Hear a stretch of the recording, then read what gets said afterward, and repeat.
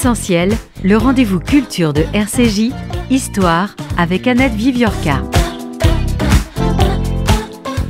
Cette coopération franco-allemande dans la recherche historique est une réussite.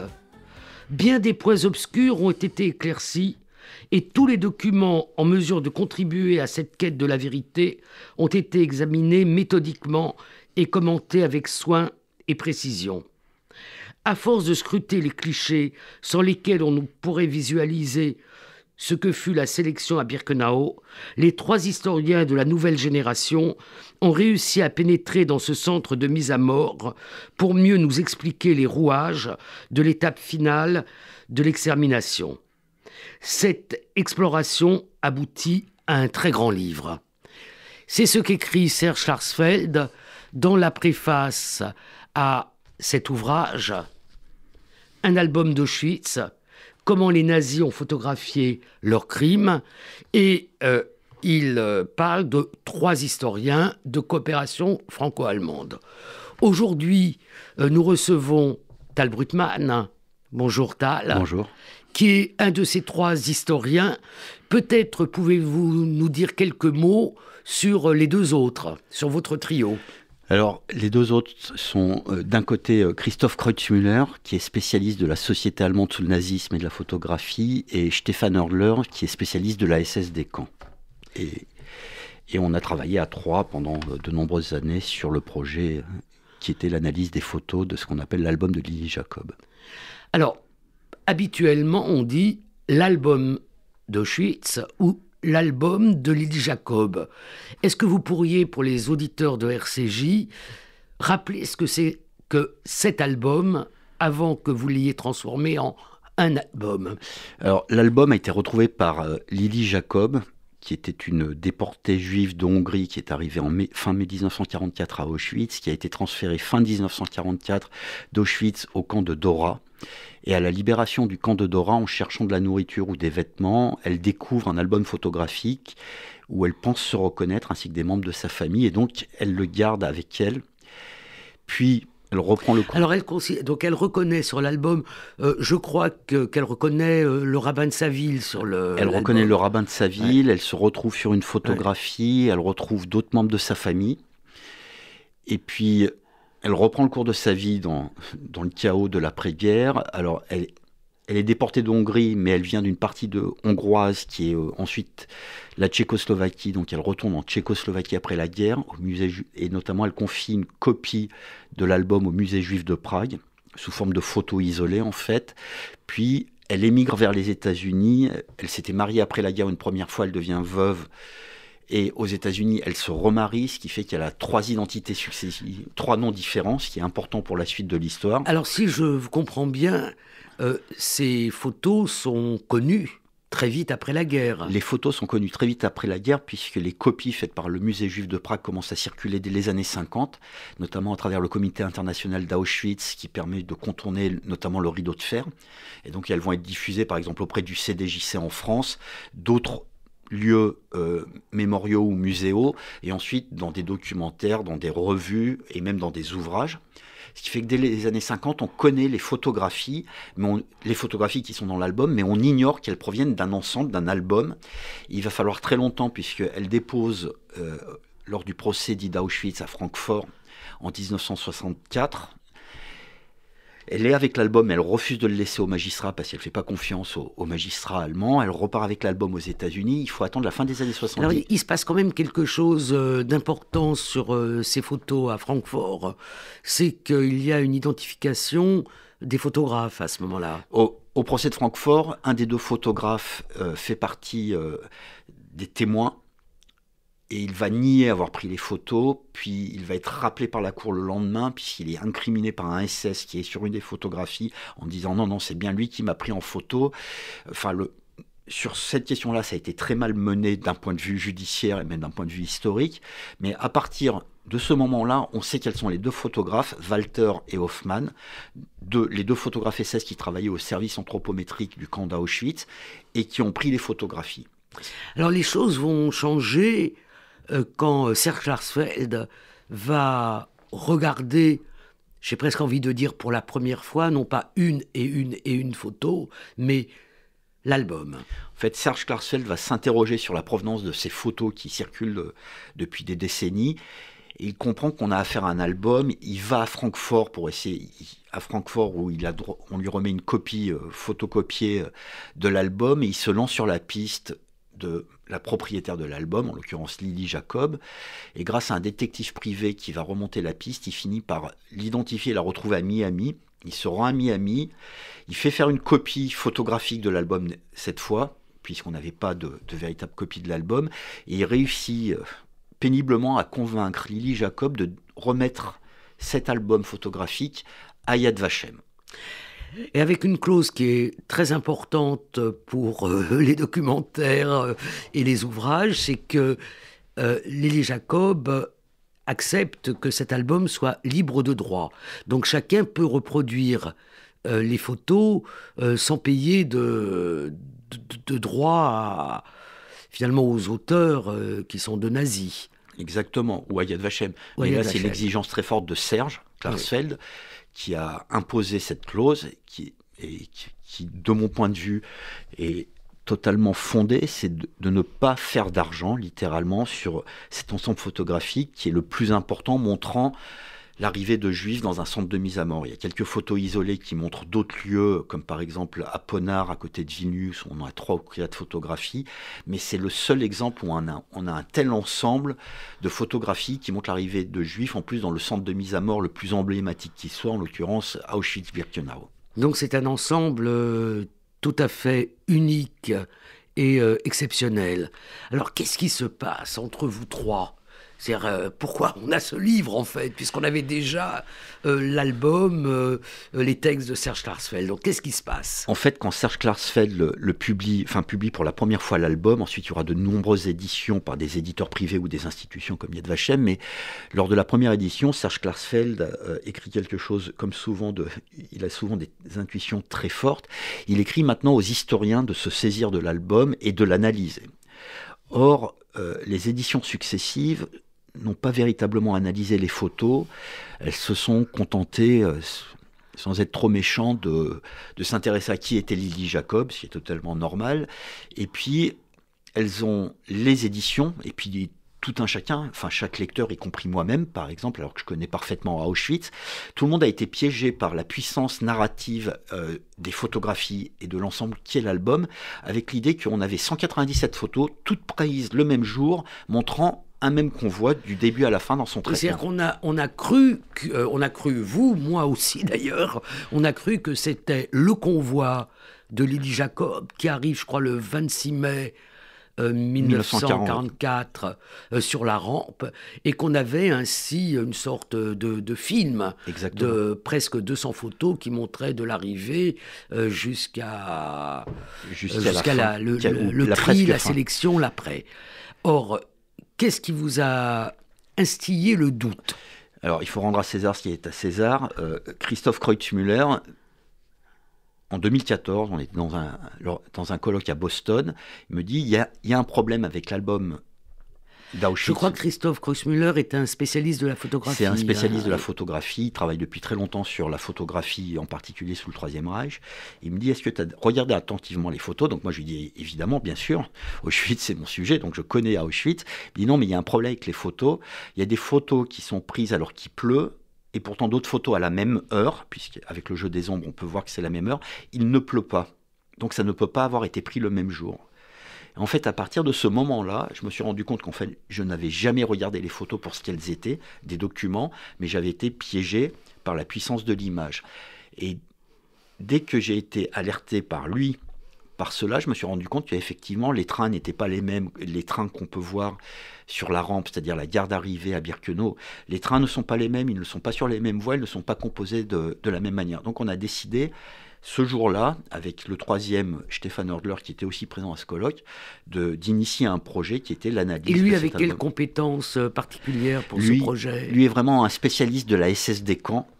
Vraiment, il ne s'agit pas de la Waffen-SS, il s'agit de ce qu'on appelle les SS dits têtes de mort, qui sont chargés de la gestion et de l'administration des camps. Il est notamment très fortement impliqué dans les procès qui existent depuis une quinzaine d'années en Allemagne sur les derniers gardiens de camps. C'est le fameux comptable d'Auschwitz. Entre autres, et qui a été le procès le plus médiatique en France, qui a eu le plus d'impact, mais il y a une dizaine d'autres procès qui ont été organisés, il y en a encore qui sont en cours, et lui est l'expert historien pour la justice allemande, donc c'est vraiment le meilleur spécialiste de ce sujet très particulier. Alors, on va faire un petit bond et essayer de voir un peu comment vous avez composé ce livre, qui est vraiment un livre important. Donc, qu'est-ce qu'il y a dans ce livre ? Alors, il y a plusieurs problèmes qui se posent. D'abord, on a affaire à un objet que, a priori, tout le monde ou beaucoup de monde connaît, l'album qui a été archi-édité. En France, il y a eu au moins 4 éditions successives, entre celles faites par Serge Klarsfeld, la première par les éditions du Seuil, puis ensuite par la Fondation pour la mémoire de la Shoah, à 2 reprises en 2005 et en 2014. Donc c'est un objet qui a très largement circulé, des photos qui sont devenues iconiques. Donc, d'une part, on s'est intéressé à l'histoire de Lily Jacob, on a essayé de trouver un certain nombre d'éléments qui étaient inédits la concernant. On a rebrossé son portrait et puis on s'est intéressé à l'album à proprement parler, qui est reproduit à nouveau tel qu'il est. Et ensuite, on s'est attaché... C'est-à-dire qu'en fait, bon, je ne peux pas montrer tout aux auditeurs. C'est la radio, hein, mais... au centre de votre livre, il y a la reproduction exacte de l'album. Enfin, un peu réduite. Un peu réduite dans les dimensions des photos de l'album. Donc ça, c'est en quelque sorte le centre du livre. Mais il y a des choses avant. Alors, avant, il y a une première partie. Enfin, il y a la préface de Serge Klarsfeld. Et puis, il y a quand même toute une partie historique sur la circulation de l'album, en fait, enfin sur Lily Jacob et la circulation de l'album, où on revient sur les grandes étapes, puisque l'album, enfin on l'a rappelé, mais a été utilisé à de nombreuses reprises, notamment les photos de l'album, et à l'époque on ne sait pas que ça provient d'un album, sont utilisées lors du procès Eichmann, que vous connaissez parfaitement, et il y a notamment une rescapée, et c'est là où c'est très intéressant, une rescapée qui s'appelle Esther Goldstein, qui explique qu'elle est sur une des photographies, on peut la reconnaître. Et elle n'est pas du même convoi. Exactement, et elle vient de Lily Jacob. Elle vient d'une ville qui s'appelait à l'époque Texo en Hongrie, aujourd'hui Tyachiv en Ukraine. Alors que Lily Jacob vient de Bilki, Beregovo, voilà, qui est un petit village, mais elle est déportée depuis Bilki. Et donc, depuis 1961 et 1964, les deux dépositions Goldstein. Oui, on a les Jacob, indices qu'on n'a jamais utilisés. Exactement. Voilà. Donc vous faites cela. Vous refaites aussi une histoire de Birkenau, et notamment des modifications pour accueillir, le terme n'est pas... Pour traiter... pour traiter les Juifs cette Hongrie. déportation des Juifs de Hongrie. Est-ce que pour les auditeurs, vous pouvez rappeler un peu ce qu'a été cette déportation ? La déportation des Juifs de Hongrie est l'opération, dans le cadre de la solution finale, la plus colossale et la plus impressionnante en termes de logistique et de temporalité, puisque le projet tel qu'il est planifié par Eichmann au printemps 1944, quand les Allemands rentrent en Hongrie, parce que le régime Horthy menace de faire sécession. De faire sécession de l'Axe, et soit opter pour basculer du côté allié, soit pour la neutralité.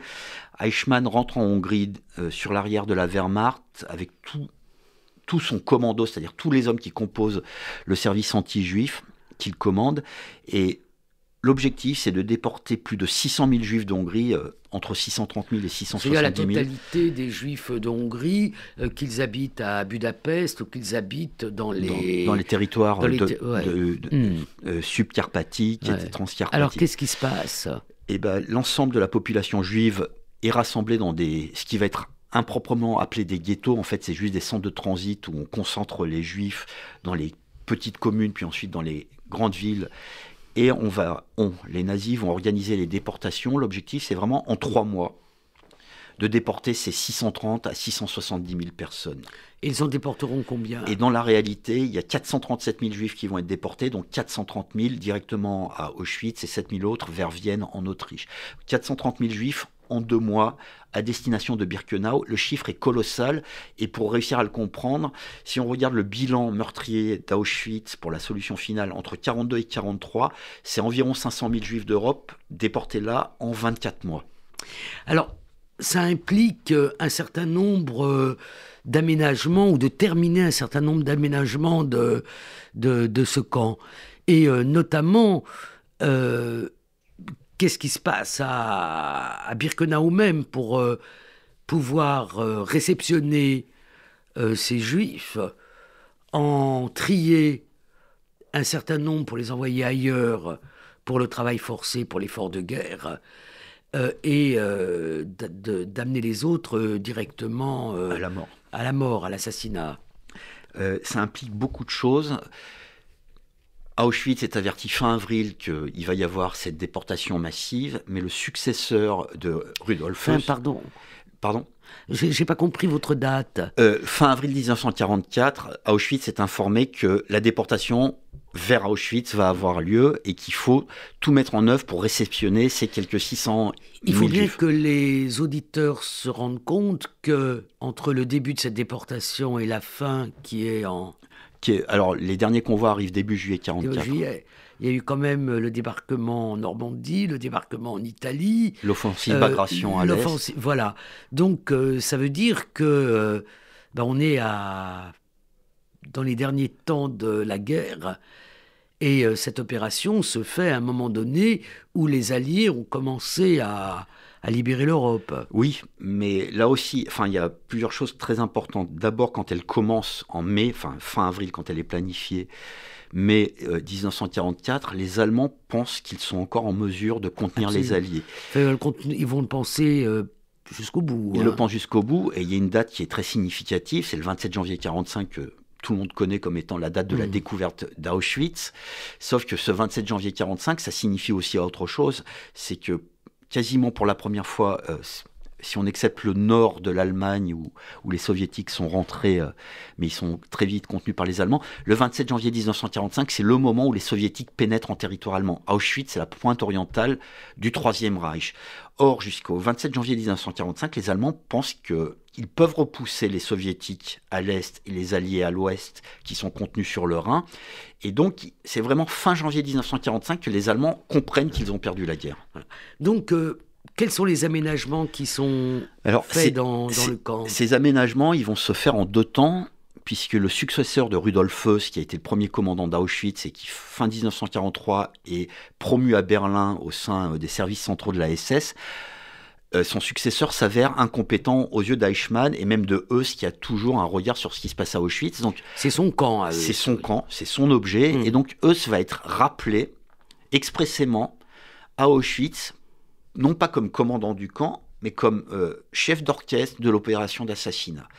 Et alors, pour cette opération d'assassinat, quels sont les travaux qu'on fait et qui vont changer, en fait, les travaux qu'on termine et qui vont changer la physionomie du camp ? Alors, il y a d'une part l'achèvement de ce que les nazis appellent la rampe, autrement dit la voie ferrée, qui est une gare qui est fichée entre 2 secteurs du camp de Birkenau, qui était en chantier.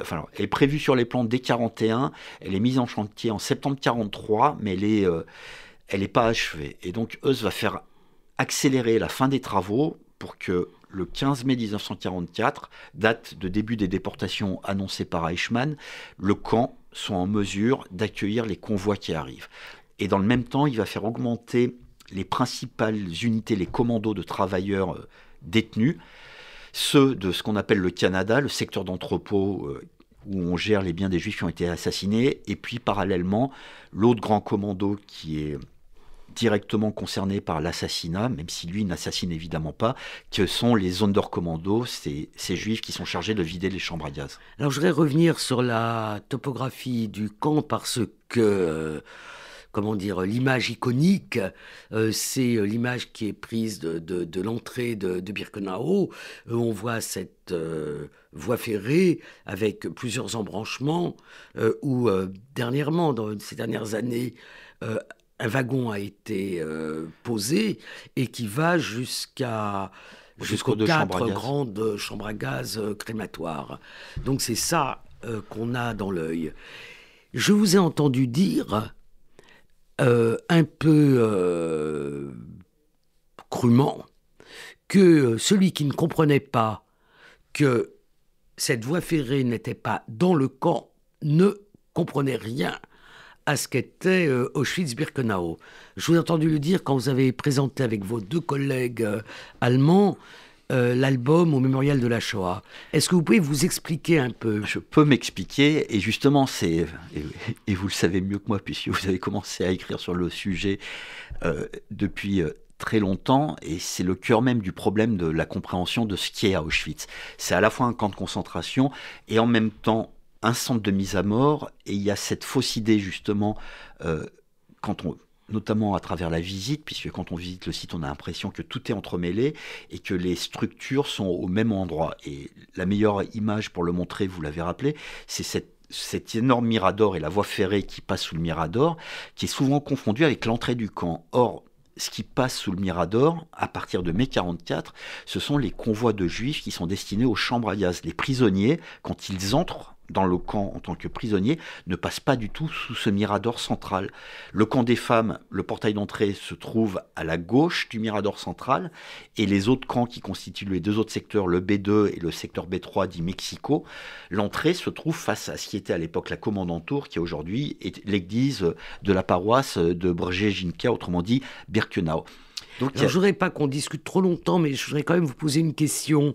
Quand vous dites cela veut dire que le terme qu'on utilise habituellement est la sélection, ceux qui rentrent et ceux qui sont directement assassinés. Vous utilisez ce terme que je trouve très pertinent, qui est celui de tri. Je le trouve finalement meilleur que sélection. Mais cela veut dire que le tri se fait à l'extérieur du camp. Le tri se fait à l'extérieur du camp. Alors, on utilise ce terme, effectivement, mais nous ne sommes pas ceux qui avons créé ce terme.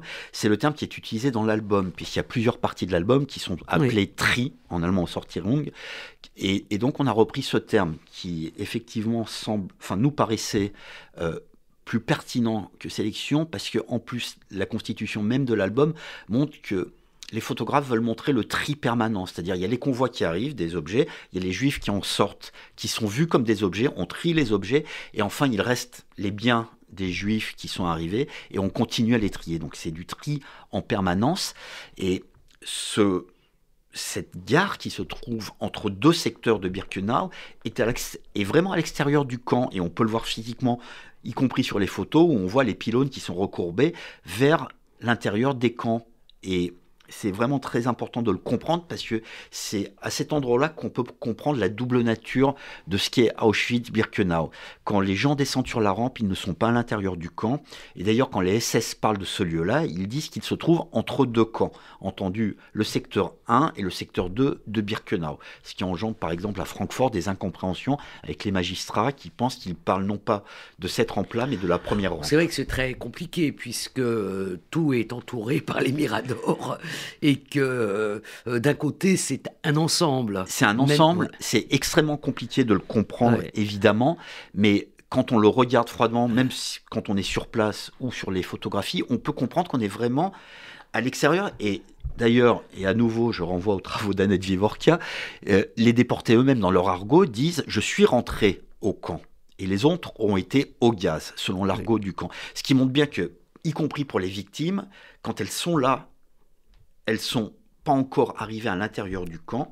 Et d'ailleurs, on peut le comprendre, on passe 2 ou 3 heures au maximum sur le quai d'arrivée lors de la sélection, et ensuite on est dirigé soit vers les chambres à gaz, soit vers l'un des bâtiments d'enregistrement qui sont appelés les Sauna, où on enregistre les prisonniers qui se trouvent de l'autre côté. Alors on va revenir au livre. Votre première trouvaille, c'est qu'il n'y a pas un convoi et une série unique de photos qui serait celle du convoi du 26 mai, celui de Julie Jacob, mais qui en a plusieurs. Donc, et qu'elle s'étale dans le temps. Alors, il y a plusieurs mois. Il y a une douzaine de séries photographiques, c'est-à-dire d'ensemble de photos prises au même moment, montrant les mêmes choses ou les mêmes personnes. Et il y a au moins 10 convois, donc on est sûr qu'il y a 10 convois différents, peut-être jusqu'à une douzaine. Là, on touche du doigt les limites de l'analyse, mais de façon certaine, il y a 10 convois. plus d'autres séries photographiques. Des convois qui s'étendent quand chronologiquement? Alors, justement, la première série de photos est prise le 16 ou le 17 mai 1944. Elle ne montre pas encore de convoi. Elle montre... Mais elle montre déjà la rampe en activité. Non, c'est même avant ça, c'est au Canada numéro 1, c'est-à-dire le secteur d'entrepôt, où on voit le tri de biens qui sont en fait des biens qui proviennent de déportés du camp de Theresienstadt. Donc ça, on peut le dater notamment grâce à des informations sur les bagages. Et on a pu faire de l'analyse très fine en croisant tout un ensemble de documents. C'est un convoi qui est parti le 15 mai de Theresienstadt, qui arrive le 16 mai au matin. Donc ces photos, elles ont été prises soit le 16, soit le 17 mai 1944. Et la dernière photo, vous la dateriez de quand? Elle est datée du 2 août 1944. C'est très précis parce qu'on a la présence de la Lune dans une position très particulière de jour. Et donc là, c'est Christoph Kreutzmüller qui l'a d'une part vu et qui a pu le recouper. Et la seule date possible, c'est le 2 août 1944. Voilà. Donc ce sont des photos qui s'étalent sur 3 mois. Sur 3 mois. Et qui montrent alors plusieurs photos, beaucoup de photos, la question du pillage. Que la déportation, c'est aussi une affaire de pillage. De récupération, selon les nazis. Vous avez parlé du Canada. Réexpliquez à nos auditeurs qu'est-ce que c'est que le Canada. Alors, le Canada est le surnom de ce qui est appelé l'Effektenlager, autrement dit le secteur des biens, des objets. Il y a 2 Effektenlager à Auschwitz, le premier qui est créé dès 1942 et qui est directement lié à la solution finale. Il faut bien comprendre que quand on est un prisonnier de camp de concentration, les biens sont enregistrés dans un autre endroit. Là, il ne s'agit pas de biens enregistrés. Et non seulement les biens sont enregistrés dans un autre endroit, mais quand le prisonnier est libéré, on lui restitue ce qui arrive, y compris à Auschwitz 1, on lui restitue ce qu'il a apporté avec lui, un peu comme aux grèves d'une prison. Exactement. La différence là, c'est que les Juifs n'ont pas vocation à ressortir d'Auschwitz, qu'ils soient assassinés immédiatement ou qu'ils deviennent prisonniers. Tous les biens qui appartiennent aux Juifs ont vocation à être pillés et pour la plus grande partie réexpédiés vers l'Allemagne s'ils sont réutilisables. Sinon, ils sont reconditionnés à Auschwitz même pour être transformés en chiffons ou d'autres usages liés au fonctionnement du camp. Et donc, ces 2 secteurs d'entrepôt, le Canada 1 qui est créé en 1942, le Canada 2 qui est créé en fin 1943 à Birkenau, sont surnommés le Canada parce qu'en polonais, le Canada renvoie à une image de richesse, comme en français on disait autrefois. Je me suis rendu compte que l'expression était devenue désuète. C'est le Pérou, ou alors expression qui reste un peu plus ancrée, c'est l'Eldorado. Donc, en Pologne, on avait pour habitude de désigner ce territoire, ce pays de Cocagne, comme étant le Canada, raison pour laquelle les prisonniers ont surnommé ces 2 secteurs d'entrepôt où étaient concentrés des richesses. Donc il y a plusieurs photos de la masse de biens apportés par les Juifs lors de leur déportation. Déportés. Voilà, donc il y a au moins 10 séries et qui vont de l'arrivée à la rampe jusqu'au traitement des objets. Bon. Vous les avez examinées, ces séries, les unes après les autres.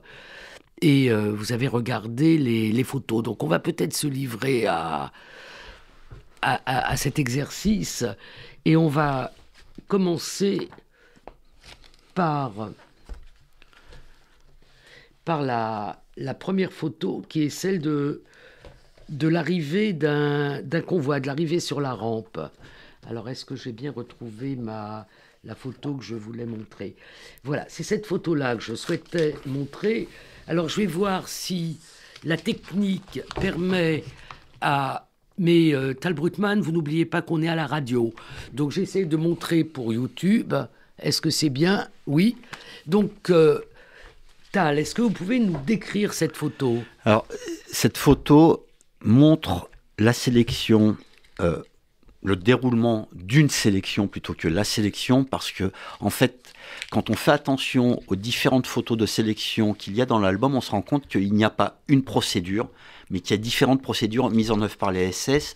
Et en plus, il faut insister sur une chose, jusqu'au 15 mai 1944, l'arrivée des convois se fait sur la Judenrampe, le quai aux Juifs, si on traduit cette expression SS, qui est à l'extérieur du site et qui se déroule de manière totalement différente. Et donc les SS doivent apprendre eux-mêmes de nouvelles procédures pour le traitement, entre guillemets pour le traitement de ces convois de Juifs.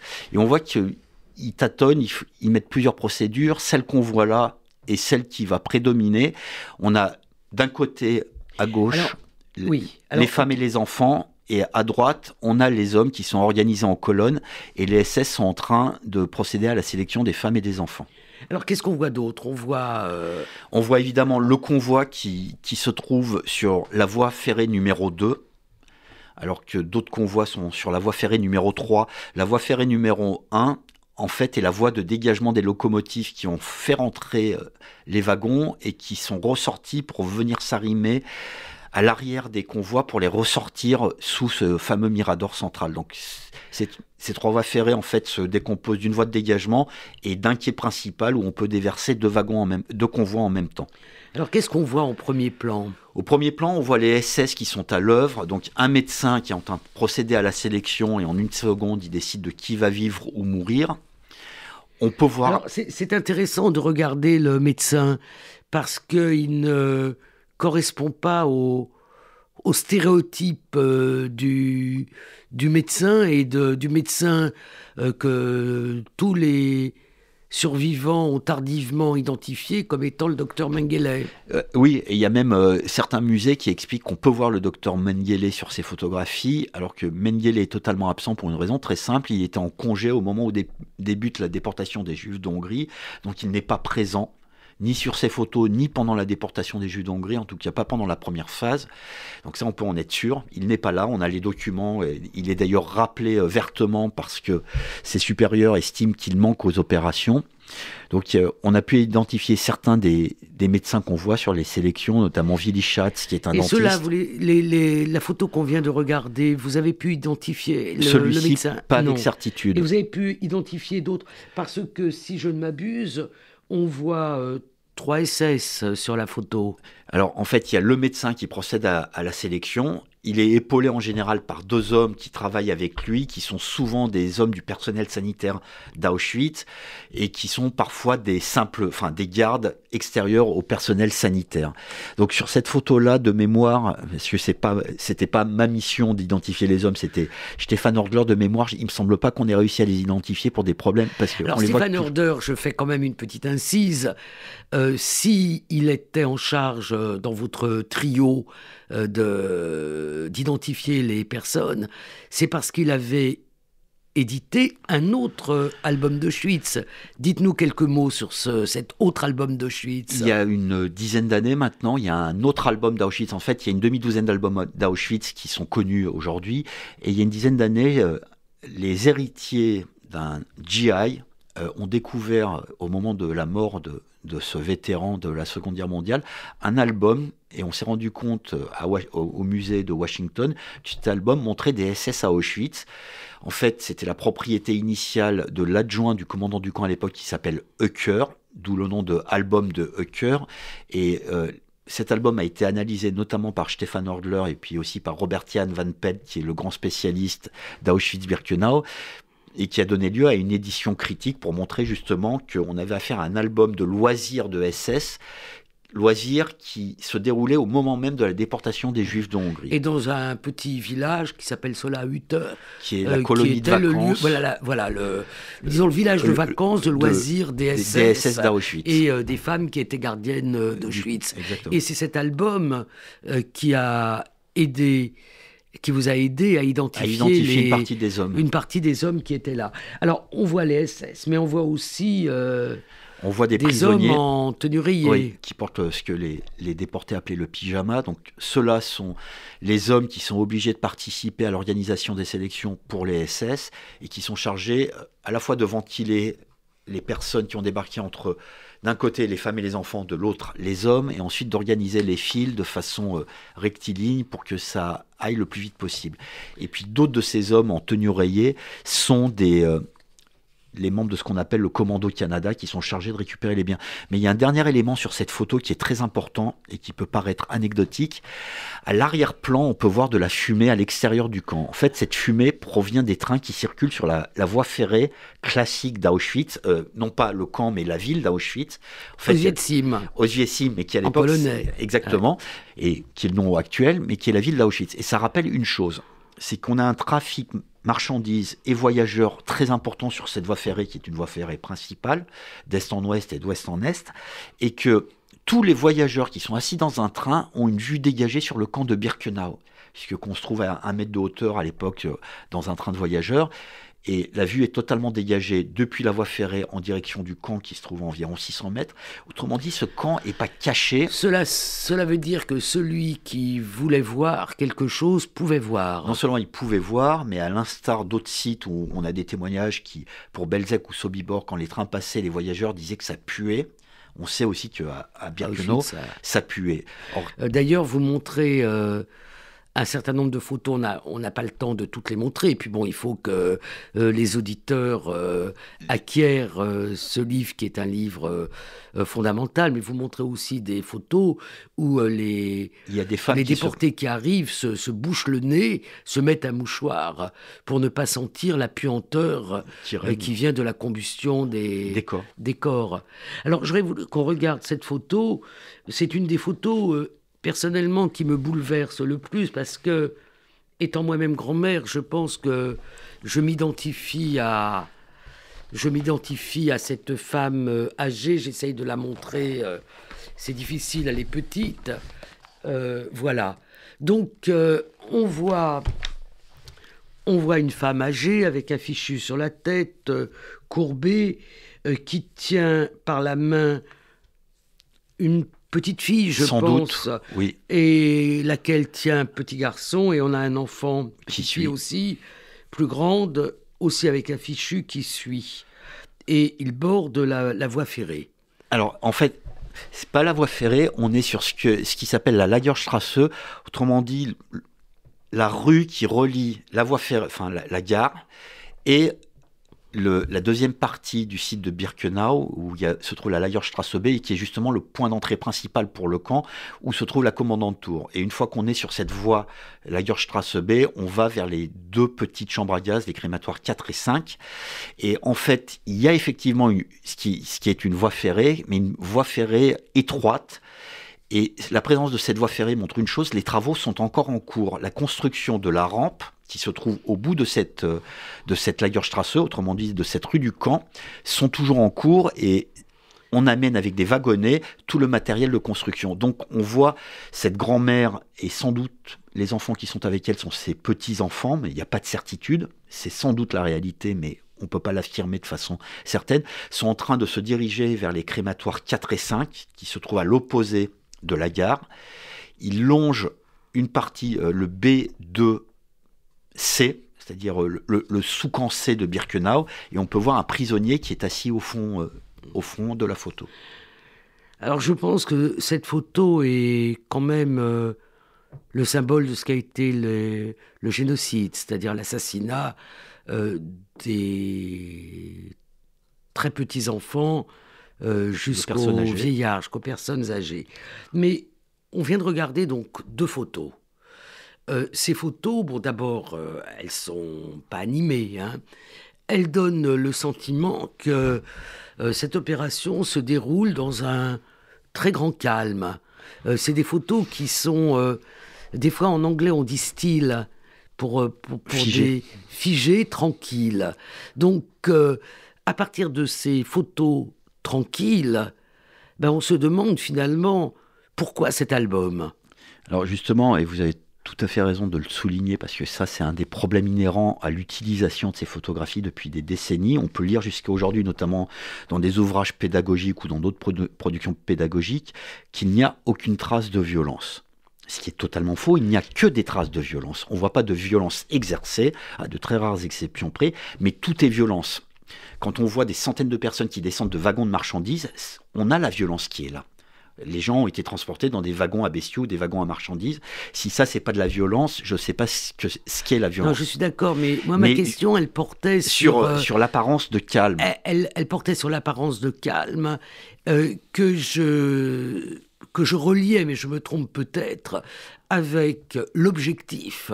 Tout à fait. Enfin, l'objectif, à tous les points de vue d'ailleurs, mais l'objectif que se sont fixés ces 2 photographes dont on a parlé au début de notre entretien, Walter et Hoffmann. Donc on a 2 photographes qui s'installent pendant des semaines puisque ça a duré 3 mois, et qui vont aller prendre des photos et qui prennent la peine de les coller dans un album. Donc c'est ça oui, sur quoi je voulais vous interroger. Mais justement, parce que cette question de violence, elle est inhérente à cette question-là, c'est que l'album, tel qu'il a été réalisé, fait tout pour montrer qu'il n'y a pas de violence, a priori, en tout cas selon les critères des nazis. Autrement dit, on ne voit pas de gens frappés, on ne voit pas de cadavres, on ne voit pas de violence exercée. On voit du calme, de l'ordre. Tout est fait, et en fait, c'est notre analyse, mais pour montrer à la hiérarchie nazie à Berlin que nous, à Auschwitz, en l'occurrence moi, Rudolf Höss, voyez à quel point je gère bien la plus extraordinaire opération d'assassinat qui était confiée en fait à qui que ce soit dans la solution finale. Il n'y a pas besoin de frapper les Juifs, on les dirige dans le calme vers les chambres à gaz.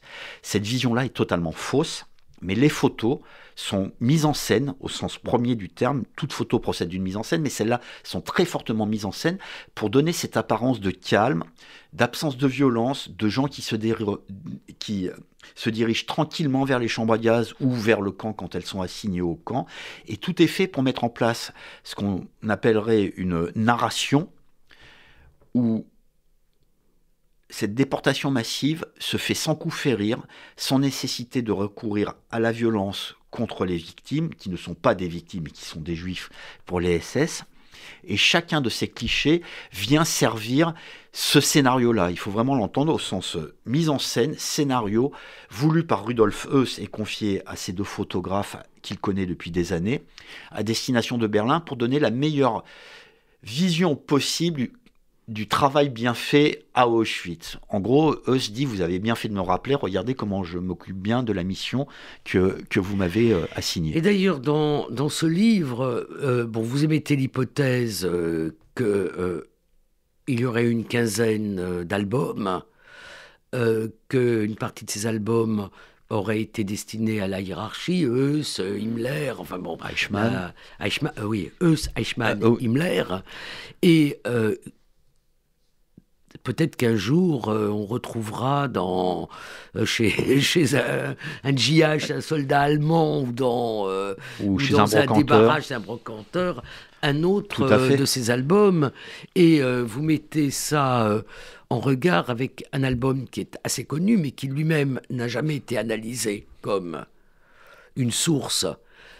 Et pour lui-même, qui est l'album qui est annexé au rapport du général SS Stroop, qui s'intitule « Le quartier juif de Varsovie a cessé d'exister », c'est-à-dire sur la liquidation, comme on dit en langue nazie, du ghetto de Varsovie. Et alors, il n'a jamais été analysé pour l'instant, mais justement, Christophe Kreutzmüller et moi-même avons commencé à ce travail d'analyse, et donc c'est notre prochain travail. Mais le rapport Stroop nous est parvenu en 2 exemplaires. Il avait été tiré en 4 exemplaires. Il y en a 2 qui ont survécu à la guerre. Et en les comparant justement, on se rend compte de comment les nazis réalisaient des albums. On peut voir des différences entre les 2 versions. Et justement, en ce qui concerne cet album-là d'Auschwitz, on sait par le témoignage d'un homme qui travaillait, un prisonnier polonais qui travaillait dans le studio photo, qui s'appelait Wilhelm Brasse. C'est sur la base de son témoignage, il dit « J'ai fait une quinzaine d'exemplaires de cet album ». Donc c'est comme ça qu'on le sait. Une quinzaine d'exemplaires, ça ne veut pas dire que tous les exemplaires étaient identiques, et surtout l'exemplaire qui nous est parvenu est la copie privée d'un des 2 photographes. Celle de Walter. C'est celle de Walter. Autrement dit, ce n'est pas une des copies officielles qui ont été envoyées aux hiérarques du régime nazi, mais plutôt un trophée qu'a gardé Walter du travail qu'il a réalisé à ce moment-là. Et qui est tombé par un hasard extraordinaire dans les mains de Lily Jacob. Qui était une de ces déportées qui s'est reconnue, qui a cru reconnaître sa famille, ses frères, sa famille, ceux dont vous n'avez pas la certitude, et qui, par les voies que vous nous avez expliquées au début de l'entretien, c'est arrivé jusqu'à nous. J'aurais souhaité qu'on regarde une dernière photo, qui est une des toutes dernières photos chronologiquement de l'album. Alors je vais essayer de la montrer pour ceux qui regarderont sur YouTube, et puis ensuite vous allez nous la décrire, parce qu'à la radio, on ne voit pas de photos. Voilà. Donc, est-ce que vous pouvez nous décrire cette photo ? On voit une colonne de femmes prisonnières. Autrement dit, elles ont franchi la sélection, elles ont été enregistrées. C'est après leur enregistrement, puisqu'elles ont revêtu, elles ont revêtu les uniformes qui leur ont été distribués. On peut voir sur cette photo, donc elles sont organisées sur l'organisation de base des camps de concentration par rangée de 5. C'est le chiffre de base du fonds. Soufounf, comme disaient Exactement. les nazis. Ouais. Et c'est le chiffre de base. Tous les déportés ont connu cette organisation par colonne de 5. Et donc, ces femmes ne portent pas la tenue rayée, puisqu'on a un moment où il n'y a plus assez d'uniformes rayés dans les camps, et donc elles ont revêtu de la nouvelle mouture d'uniforme, et Yad Vashem en possède quelques-unes, qui sont... Alors, ce que je trouve intéressant, si je peux mettre mon grain de sel dans l'analyse de la photo, c'est qu'elles ont toutes des robes... qui paraissent neuves. À l'exception... Et qu'elles sont toutes chaussées de vraies chaussures. Or, si on confronte cette photo au témoignage, quand ils racontent qu'on leur donne des nippes déchirées, des chaussures dépareillées, des chaussures... Je pense que là, on a quelque chose qui atteste la mise en scène. Alors, pas forcément la mise en scène à proprement parler, et sur ces robes, enfin ces uniformes, on peut voir que tous les uniformes sont propres. Ce sont sans doute les premières à les porter, à l'exception d'une qui est au premier rang et qui est extrêmement tachée. On ne peut pas savoir si ça a été taché avant ou elle a été tachée par la propriétaire qui aurait été malade. Alors, on ne sait pas. Mais on est dans un moment très particulier où une partie de ces juives et de ces juifs de Hongrie ne sont pas destinés à être détenus à Auschwitz et à travailler à Auschwitz, mais on est dans un moment charnière où, pour la première fois depuis le déclenchement de la Shoah, les nazis décident d'extraire les juifs du terminus qui était à Auschwitz pour les envoyer à l'intérieur du Reich vers d'autres chantiers, vers d'autres camps où se développe la production d'armements dans des usines souterraines, comme à Dora par exemple, mais il y a d'autres lieux où on construit à l'époque des usines souterraines.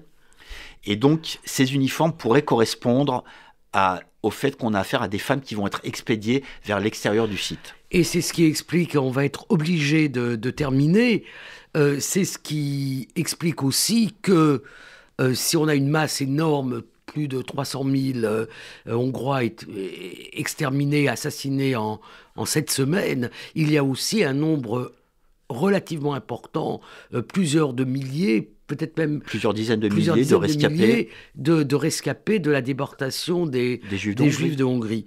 Tal Brutman, on va être obligé d'arrêter. Alors, je rappelle ce livre dont Serge Schaffeldt disait que c'était un grand livre, et je suis en accord avec lui. C'est le livre de Tal Brutman, Stefan Hördler et Christoph Kreutzmüller, un album d'Auschwitz, comment les nazis ont photographié leurs crimes. Et c'est publié aux éditions du Seul. Merci Tal Brutman. Merci à vous.